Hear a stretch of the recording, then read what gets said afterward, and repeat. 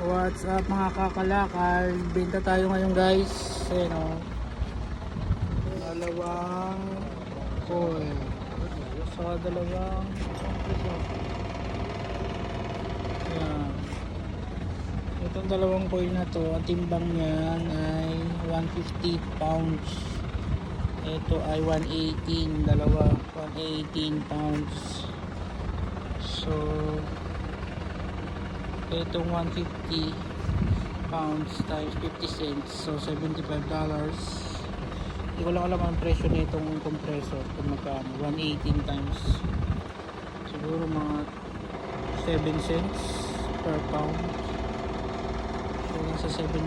So still we're making money. 75 making $80 times 70 palitan, 5,600 pesos. Saan ka pa? Kalakal na, naging pera pa. Antay natin yung bayad. Sayang din guys ang kitain natin. Dito tayo nagbibenta guys. So yan, This is a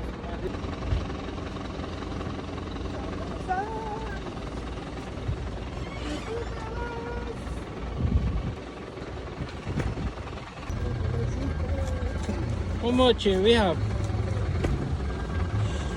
75, 80. 80. Uy, 4, 5, 6, 7, 8, 9, 10. 92. Gracias amigo. Thank you for lunch.